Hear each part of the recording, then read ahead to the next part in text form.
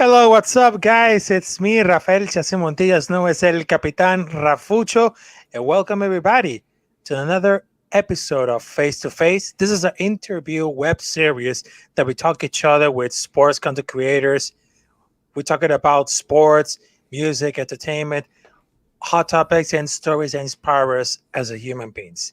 So right now, I'm gonna tell you the next guest that I'm having to you tonight.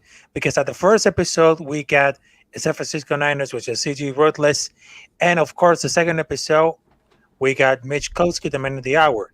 So this time is gonna be another Philadelphia sports content creator that he has a YouTube channel who has without bias opinions because he provides news, analysis, a depth chart, and of course the status about what's going on for the Philadelphia Eagles, and of course the NFL and the college football. And of course, he hit the milestone for over 400 subscribers on his YouTube channel. And of course, ladies and gentlemen, it's my pleasure to introduce this incredible man right here for the East Coast Gridiron. Here it is, the coach, Dante. How's it going? Man, it's going great. I'm gonna blow my name up right here. All Bam. right. So, Yes. yeah, everybody knows Coach Dante, and I'm Dante with the A. So, Yes. but yeah, actually, Don's the Eagles fan. I'm the Jacksonville Jaguars fan here. So I'm really part of the minority when it comes to this. But we do live in the Philly area, and I do know a bunch of Philly content creators. So I appreciate you having me on the show, man. This is I always like talking sports and especially football with anybody. So when you hit me up, I was definitely, as long as I got off of working time, which I did today, I was good to go. So yeah, man, I appreciate you having me on. Yes. I always appreciate it to everybody else. So let's see the comments right here. So right now, there's going to be incredible right here. BLCH. What's good, everybody? Hey, what's up, BLCH? And of course, Dom McPherson, Eagle fan here. How's it going, everybody? Yeah, that's So, that's that's Don the Stats Guru. That's the second half of our podcast right yes, there. He's that's the very Eagles good. fan. All right. So, right now, follow the Captain Rafucho on each social media and join us a journey. Hit the like, share, and subscribe at the button. You can follow me on Twitter or Instagram as at Capitán Rafucho, on TikTok at Captain Guaro 93, and also you can subscribe me as YouTube as Rafael Chacin. All right. So, after the NFL draft 2022, because I know you have the knowledge about the NFL and the college football players. So tell hmm me about who had the best pick and the worst pick of the NFL draft 2022. Man, it's that's a difficult question because everybody kind of had a good draft, right? And Yeah. I think I'm gonna kind of be a little unorthodox when I say this, but I think the Ravens had the best draft overall, and I think the best pick that happened in the draft was actually David Ajabo going, in the second, I think it was either the second or third round to the Ravens, just because of how much of a scheme fit he's going to be for them. He's going from one of the Hardball brothers to the next one, so he's automatically going to fit in that defense. And if you know the kind of defense that the Ravens play, I mean, it's just like the Bears and all these other legendary teams that have had very good defenses throughout the history of football. And the Ravens are no exception to that. So them just getting a piece that's going to fit right in, and what you're going to see is he's going to be eager to come back off of that Achilles injury. So we might see him at the later part of the season to see how much he's going to make an impact. But overall, man, they had a really good draft. And I mean, there wasn't really a bad draft pick. So if I had to think about maybe who's probably the worst draft pick in my opinion, man, I'm gonna have to say this, and it's actually gonna be the pick that happened at number two with Aiden Hutchinson going to Oh, Detroit. And the reason why I say that is I know Aiden that was a Hutcherson, business. right? Yes, Yeah, Aiden. and I think that was a business move for the Lions in general to pick somebody like him up. For the simple fact is that kid is from Michigan. He played at Michigan. Detroit's in Michigan. So what you're gonna do? You're gonna try to bring that guy in to sell you some tickets. Me and Don agree here that we don't think this kid is even remotely good next to the likes of Kayvon Thibodeau and Trayvon Walker, who actually went Yeah, to the exactly. Jaguars. And I think that maybe he was a second round pick, more so than a first round pick. But I think that was probably the worst pick that they could have had. But hey, they responded back and got Jamison Williams to bolster up that wide receiving core. So it was one of those moves like, did we really need it? To sell tickets, yes. But they probably could have picked up somebody better like Kayvon Thibodeau there. But I get why they did it. But I was never a big fan of even the Jaguars picking him up at number one. So, for him to fall at Mm, number two to Detroit made sense, but it doesn't make sense when you really look at it on paper. So that's what I would have to say about those two.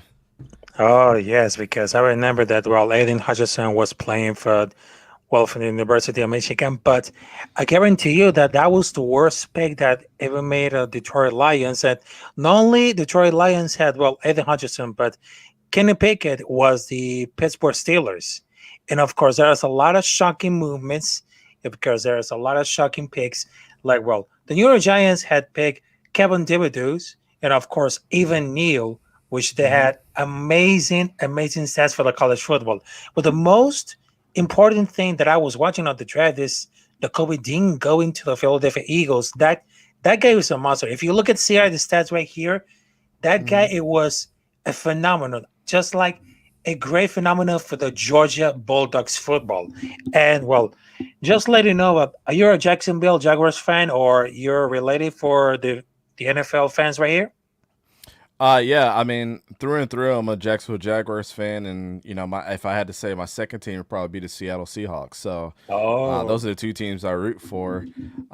Like I said, it just so happens that I live in the Philadelphia area, and Don's really the resident Eagles fan, and his other team is the Ravens. I know we just spoke about them, but yeah, I mean, with the N'Kobe Dean thing, you can say it was a still. You can also say that how people evaluated that injury that was supposedly said that he had encountered with I think it was his pec muscle or something with his back or his shoulder. Um, you know, I think that really soured a bunch of other teams for the fact that and this is the kicker for me. You're not drafting anybody in the draft to hmm, be a leader right away on your team. So let's automatically get that out of everybody's brains. That's like, you're not drafting for leadership. You already have enough of those pieces. If he comes in and he becomes a leader, that's just the icing on the cake. I like N'Kobe Dean. I've said this before, but if he doesn't fall to the third round unless, and this is not one of those things where people were talking bad about this guy ooh, and that was like a rumor or something coming out.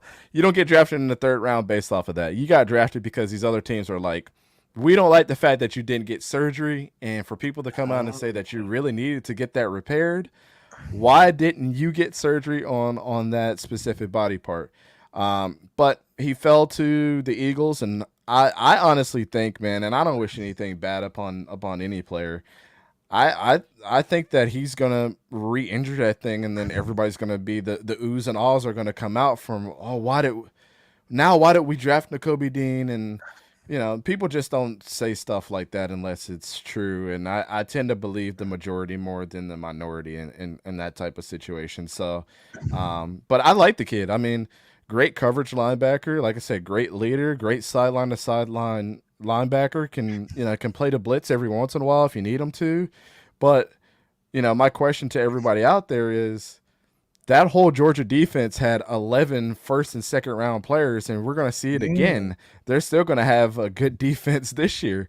And yes. they got a kid, a D tackle, I forget his name, but he's going to be good this year. And he's going to be looked at as a number one pick as well. So it's like, how many of those guys that got drafted are really actually going to be good? Was it just defensive chemistry or was it not? So, but I hope with the Jordan Davis pick that you guys had and the Kobe Dean, I hope they work out. But the other thing about Jordan Davis, he Mm. only played like 38% of the snaps. So, does he really know what it's like to go all three downs and play in the NFL against guys? I honestly think it could be it could be a Russian roulette with those guys. Who knows? It could either be a great Oh, thing or it could be a bad thing for sure. yeah, exactly. So, I just learned about because I just read it about because right now it's June. second because it's post June 1st. So after finish 20 wins and 14 losses for the Jacksonville Jaguars, have spent the last few months giving the roster like a possibly makeover.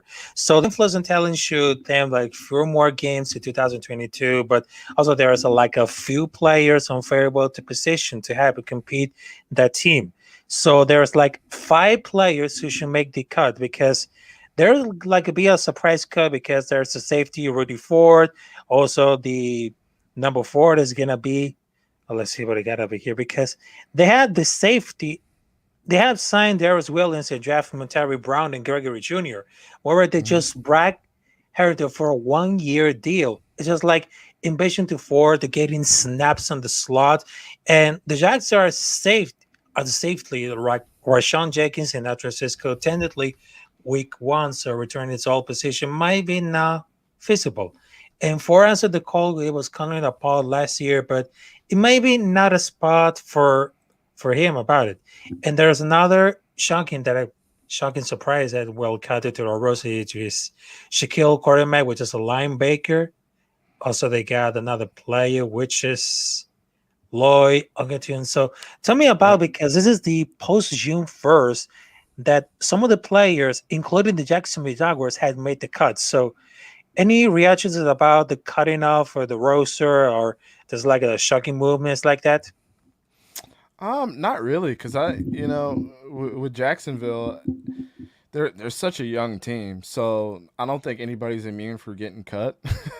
To be No. completely honest with you, um, we hope that Trayvon Walker turns out. We hope that Devin Lloyd turns out. Uh, you know, we have Andrew Wingard who showed some promise last year. Shaquille Griffin, everybody knows how good he was at Seattle, and he kind of had a down year. Rudy Ford is there. Rashawn Jenkins, you mentioned, all these guys, and we bring in that Fadukasi and Loken at linebacker from free agency. So you hope that they're really good pieces for your defense. But to me, the only constant on that defense right now that's been there is really Josh Allen playing at that edge position, and you just hope that all those pieces just fit in place. And I'll tell you what, I've always liked Chad Muma, and we picked him up in the draft as well. And I hope that he ends up turning out to be a good linebacker. And Kalavon Chason, who we picked up in not last year's draft, I believe the draft before, who hasn't really turned out to be the guy that we hoped he would be. So again, there's a lot of rotational pieces there that we could see a totally different defense going into this season than what we saw last season. I don't think anybody is really not on the chopping block outside of Josh Allen at this point. And I know what Doug Peterson's going to do as a coach. He knows what type of defense he knows the pieces that he wants around him. I just, at this point in time, I just hope he um, plays it rough with the players. You know what I'm saying? I want him to be a tough coach. I want him to put the right pieces in place. I don't want anybody to get a handout because of their, how long that they've been on the team or the talent that they've showed at one point or another. I want to see people actually show out and earn their position, on our team. That's the way that we're going to win. And you would hope you keep the Shaquille Griffins and the Trayvon Walkers and the Devin Lloyds and all those guys on your team for years to come. But really and truly, Josh Allen is the only only player on our defense that I believe they signed him to an extension lately, not too long ago. But yeah, Josh Allen is the guy that we want to keep in place for sure and build around. When we lost Miles Jack to free agency, man, and when he went to the Pittsburgh Steelers, that one really hurt me when he went out there. So, but yeah, there's a lot of rotational pieces that I think we still have to figure out, and there's still a couple good guys in free agency that we could pick up as well if things don't work out. So. I think the offense is okay, even though it's still a big question mark. But we got question marks all over the field. So, but I can't say really young team still. And now you bring in a veteran head coach that knows what it takes to get to a Super Bowl, and I just hope that he's fast and steady with this team this year. Unlike Urban Meyer just let whatever happen happen last year. So, but yeah, to answer your question, I don't think there's anybody that I think there's going to be some names that do get cut that a lot of people are going to scratch their heads at after training camp is over with. So Yeah, that's very good. So speaking about the Jacksonville Jaguars, I just found that 2017 was a great year for the Jacksonville season because they just placed at the first place at the AFC South.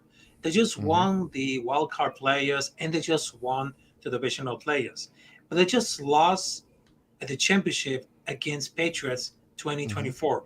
And they got so many Pro Bowlers like Calais Campbell, Janae Nakund, Melo Jackson, Telvin Smith, Bo, Jenny Ramsey. Also, they got the owner was Shaquem Khan and the head coach was Doug Marrone. And one hmm of the biggest catalysts for the Jacksonville Jaguars' success was the defense of the 2017-2018 season.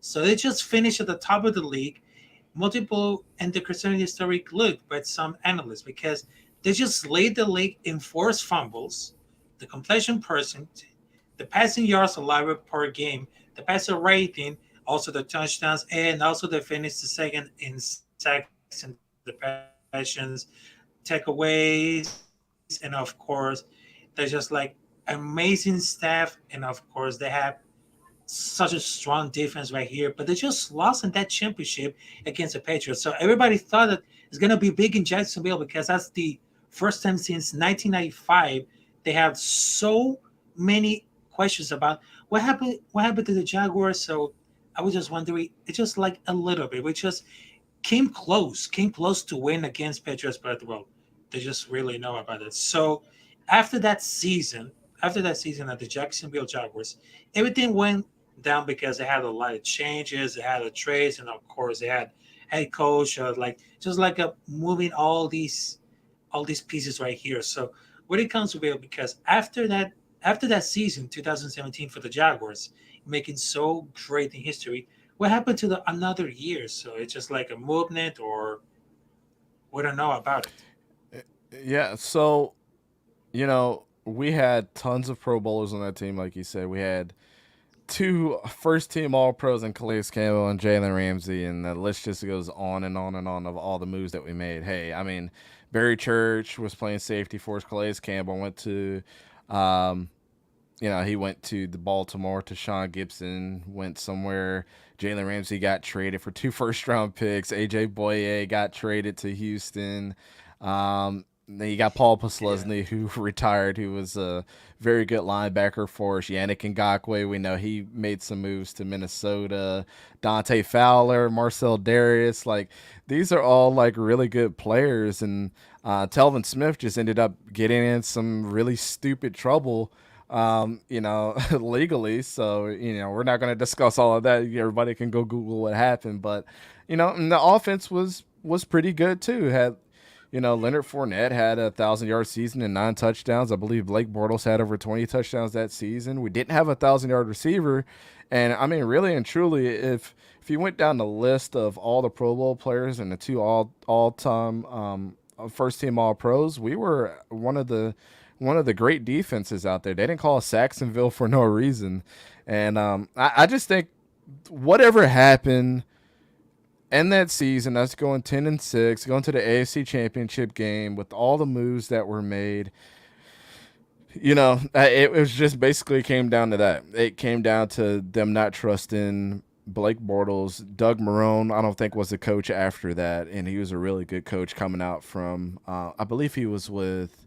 He was at. I know he was at Syracuse, and then he went to the Giants, and then he came to us.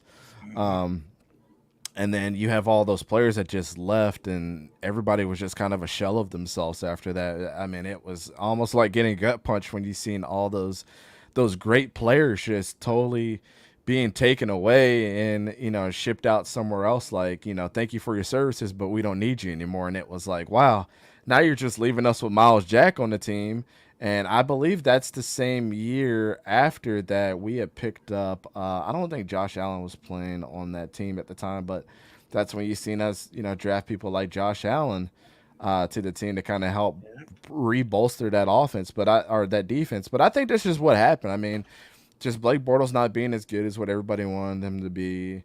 Leonard Fournette was not happy being there anymore. The whole defense was not happy, and Tom Coughlin coming in as like a player personnel kind of guy after he was the coach.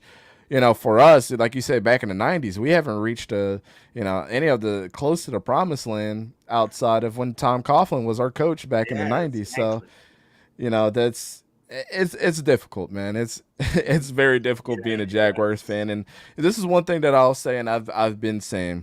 Everybody was a little crazy about Christian Kirk getting all the money that he did coming to Jacksonville, and I will tell you, outside of the Panthers, who were the expansion team coming in with us back in the '90s, Yes, they have a exactly. lot. Yeah, and they have a better history of winning football games than we do. So when you're trying to bring somebody into Jacksonville, unfortunately, you have to pay them the money to convince them to come and play on a sucky team. It just is what it is. We're not the greatest team out there. So, but that's kind of like, how I evaluated and kind of how I looked at it, as well as, you got to take your lumps and bumps as they come, and we can just continuously shoot ourselves in the face every single year by making these boneheaded moves. And I don't know why it's just we're constantly in a rebuilding stage for some reason. Like, oh man, we got great players, get rid of them, bring more great players, and then rebuild again, rebuild. And we should just be rebuilding on our not only our successes but the chemistry that's there. Those players, and Jalen Ramsey came out and said, "I loved playing in Jacksonville. I loved being close to home. He went to Florida State. He loved that the transition from Florida State to Jacksonville that wasn't that much. He got to stay in the same state. He liked playing with the teammates that he had. He liked playing with his former teammate in Telvin Smith, who was, I mean, arguably one of the best linebackers out there. So, um, but yeah, man, that's just one of those things that I always think about, and it was just so hard sitting there every time somebody asks me, "Hey, what's going on with the Jaguars?" And it's like, "Hey, I'm not on the front office, and I'm sure I would do things differently, but behind those four walls and those buildings, nobody knew what happened outside of what's been confirmed by a couple players is that Tom Coughlin came in and totally changed that culture to be sour, and we had to get rid of him as well. So, but I think Shad Khan is more worried about our owner. He's more worried about that wrestling organization, the AEW, than he is with the Jacksonville Oh, Jaguars. yeah, yeah. That's really his moneymaker. But that's just my opinion on that. But yeah, it's hard being a Jaguars fan, man, for sure. Oh, yes, because right now, after that 2017 Jaguars, because that defense was very good. But after that season, when they came to loss to the championship, it became crashing on down. They went to fourth, seventh place, or it's really hard to see all the Jacksonville Jaguars they haven't sticking the L's and everything. So we have one question for the fans right here. So with Doug Peterson as head coach, do you think Trevor Lawrence will improve at quarterback position? You certainly hope so. I mean, this was definitely the right move that should have happened for Jacksonville. I mean, regardless of how you felt about any of the other coaches that were available to come to Jacksonville, and being a former quarterback, and playing for one of the greatest quarterbacks in the history of the game, and Brett Favre, and seeing what he did with, especially Nick Foles, getting him ready to win a Super Bowl for the Eagles, you definitely hope that you kind of bring that magic to Jacksonville and have Trevor Lawrence do way better than he was. Hey, and I'll be the first one to tell you, I'm not the biggest fan of Trevor Lawrence, but then again, I'm also in the same boat as if you can improve on the things that Trevor Lawrence is bad at, maybe he can be one of the best quarterbacks out there, like everybody else is saying. And at the end of the day, I want nothing but success for Jaguars, and if it's predicated on giving Trevor Lawrence in the right place and getting him the right tools around him with the Christian Kirk sign in, and Mhm. we brought the guy over from the Raiders. I forget his name. Drawing a blank on his name right now, but we brought him over as well. That's only going to make things better for Trevor Lawrence. So you're putting the right pieces in place for us to succeed. And do I think he will improve? I think it's more so I hope that he improves. Do I think that he will improve? I think so, just a little bit. But with the skill set that I've seen, and I've watched a couple of their OTA practices so far, it's still nothing for me to write home about, even with the weapons. I mean, Christian Kirk looks pretty good. But like I said, you can do whatever you want in practice at any given time, and it just is what it is. But like I said, my answer to that is like I hope he improves, but I don't think that we're going to see a huge jump, and that's not a Doug Peterson thing. I think Trevor Lawrence, before he came to Jacksonville, the guy barely lost. He barely lost in high school. He barely lost in college. And then you come to a losing organization with a terrible coach, and hopefully it didn't ruin his psyche like what happened to Carson Wentz, with the Eagles. I hope it's not like a no turning back type of situation. But they're doing the right things. They're putting the right pieces around them. So, hey, I can just only be hopeful at this point. Oh, all right. So there's another thing that, well, I just looking at about at the news right here because I know you have a knowledge in college football. Mm-hmm. So I just read the news that Ohio State Ryan Day Buckeyes need to collected 30 millions in money for roster stability. So the coach Ryan Day says this Thursday morning, which is today, that he thinks that takes 30 millions in endorsement to keep this roster intact. So he remarks, and Scoop Meetings were reported at Cleveland.com. They say the top quarterback can request $2 million in nil deals. So those comments are real visible to think that Ohio State quarterback in 2021, his main finalist CJ Stroud is making over 1 million endorsement that was ahead to the 2022 season. So Rose Mm-hmm. Bowl star wide receiver Jason Smith Njimba is also likely making 1 million that could be his final college season before getting to the draft right here. So any thoughts about the Ohio State, Ryan Day, and of course Jackson Smith? Yeah, we have the final college season before getting to the world in the NFL. Yeah, I mean, it's really the jury's still out about this whole NIL deal, man. I if I had to pick one over the other, if I like NFL over college football, I'm going college football all day. I just love I love how gritty the sport is. I love that the players actually have something to play for, and with the NIL deal, you don't necessarily get that anymore, and you get kind of a different dynamic. And look, I'm a Florida State fan through and through, and we've sucked the last couple of years, so Oh, it's been a little hard to watch Florida yeah. State play. But as far as Ohio State goes, I've always been a proponent of saying I don't think Ryan Day is as good as a coach as what other people says he is. I mean, by the way, they started out really slow with C.J. Stroud last year. I think that really came down to the play call and not that kid's ability, but as you've seen him playing throughout the season, he got better and better and better. But with your comments about Jigba Smith and C.J. Stroud making the money that they're making, I just hope they're not throwing that in their teammates' faces. It's already one thing that the media is going to blow it up and say, "Oh, this kid is making this much money," or "This is happening with this chunk of money that this kid's making." I just hope that just doesn't trickle down to the rest of their teammates. And what I would tell any of these players that are running into an NIL deal right now is, keep your money your money. It doesn't have to be anybody else's business unless somebody else finds out about it. But never put that in front of what you're there to do, and then you're there to win games with your teammates. And I know it's going to be hard to do, especially for some of these kids that are coming from not only low income families, but this is like the most amount of money that probably their families and their generation has ever seen that they're bringing in, and it's really you're there to play football, and another thing on top of it, man, it's like why give these kids scholarships when they're coming in making $1 million anyways? They could pay off their school in one check with how much money that they're getting. So free up a scholarship and bring somebody else in that could help your team. So you have that aspect of it too. But Mm. I don't think Rafael. I don't think that this whole NIL thing is a perfect science yet. Oh, And with the NCAA, they really got to put some rules and regulations in because I think it's going. To me personally, this is going beyond the name, image, and likeness of what it's supposed to be. Whenever I'm bringing a kid in to do an advertisement to say, "Hey, this is the star player," and I'm paying them a chunk of money, yes, it is their name, image, likeness that we're using them in the commercial, but you're automatically boosting our revenue from just having your face plastered on this commercial, right? So name, image, and likeness to me is like I can sell my own jerseys. I can charge you for an autograph. I can sell my shoes. I can sign helmets. I can, do anything that's related to me. If a football cards or, we got the new NCAA game that's coming out here pretty soon. Like, those are the things that you should be making money from. Wow.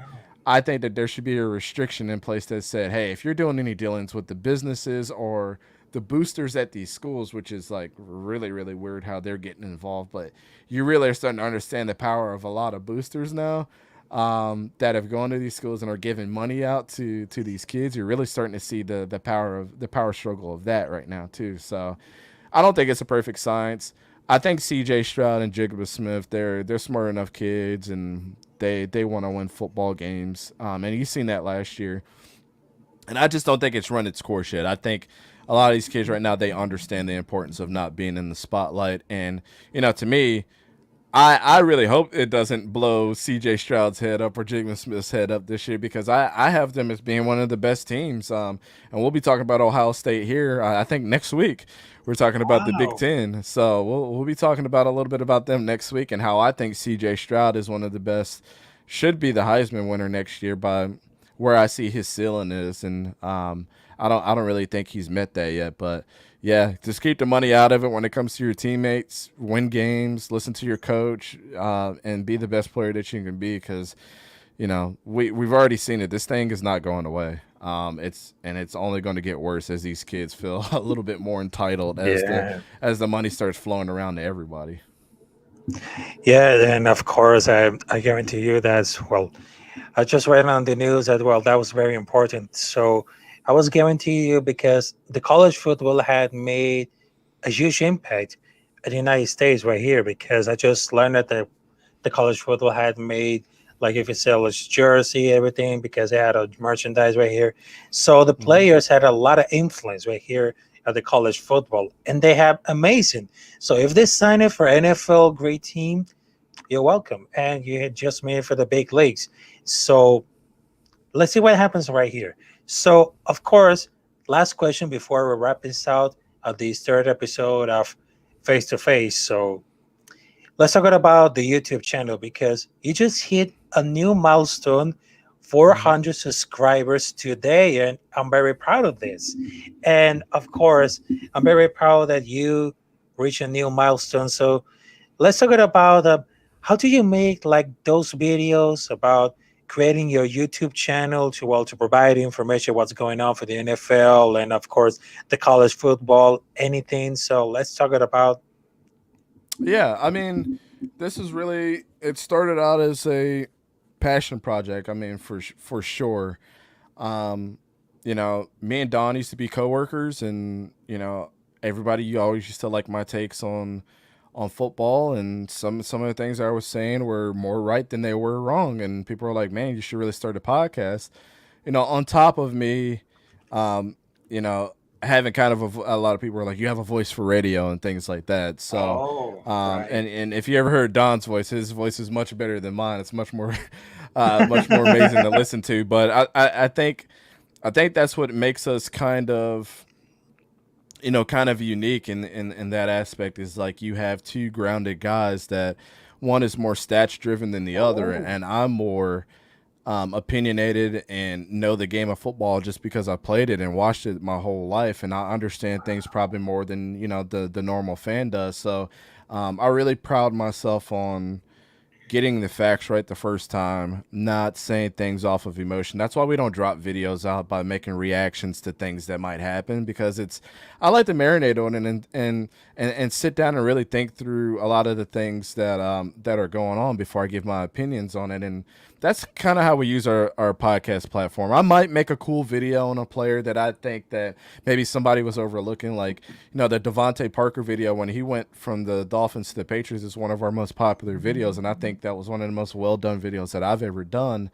But yeah, man, it just started as a passion project, really and truly. And this is no disrespect for anybody that's subscribed to us. I could really care less if we had 100,000 subscribers or one subscriber.